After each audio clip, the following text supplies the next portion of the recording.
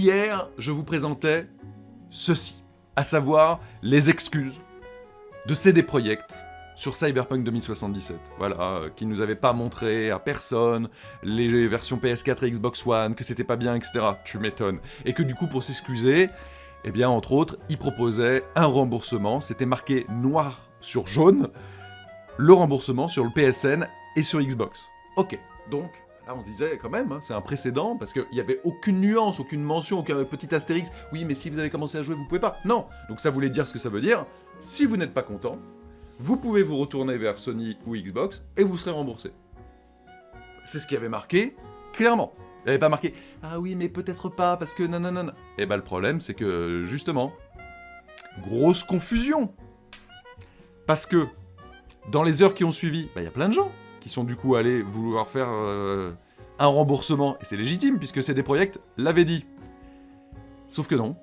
Dans les faits, il y a plein de gens sur PlayStation ou sur Xbox, on leur a dit « Ah bah oui mais non », en fait. Regardez, il y a plein de tweets. Voilà.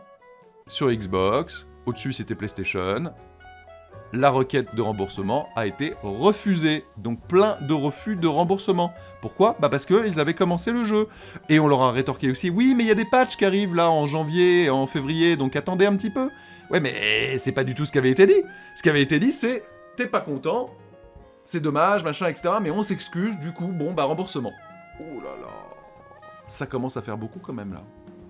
Là, ça commence à faire monter la pression. Je sais pas comment ça va se finir, cette histoire. Je sais pas si c'est pas Sony et Microsoft qui vont aller voir CD Projekt et leur dire « Coco, t'annonces en plus que tu fais les remboursements ? Très bien. Et bah tu le prends à ta charge. Et dans ce cas-là, nous, on va te faire un beau chèque de tout ce que tu nous dois. » Et ça va vraiment partir en cacahuète. Mais on peut pas s'excuser en annonçant des choses qui, derrière, en plus, ne sont pas maintenues. Parce que sinon, ça ajoute de la confusion à une problématique. C'est fou parce que CD Projekt, jusqu'à une semaine, bénéficiait d'une super image de marque. Était très proche des joueurs, faisait plein de choses pour corriger quand il y avait des problèmes, il le faisait très bien, parce que The Witcher 3, je vous rappelle quand même, est sorti avec moult bugs et tout, mais ils l'ont fait bien. GOG, il n'y a pas de DRM sur les jeux, les gens étaient plutôt contents et tout, voilà. Et là, en l'espace d'une semaine, entre les trucs mis sous le tapis qu'on te montre pas et du coup qui crée un pataquès, parce que franchement, honnêtement, les versions PS4 et Xbox One sont indigentes. On en a moult fois parlé ensemble. Là, pour moi, il faut absolument, là, dans les heures à venir, que CD Projekt clarifie la situation quant au remboursement. Prenne son téléphone, là, aille voir les responsables de Sony et Microsoft et leur disent « Non, non, mais c'est nous qui prenons à notre charge. » Ou je ne sais quoi, mais... Vous me direz dans les commentaires si vous avez essayé de vous faire rembourser et si vous n'y êtes pas parvenu. Après, vous avez aussi le choix de pas vouloir vous faire rembourser, d'attendre un peu les patchs et tout pour voir, etc.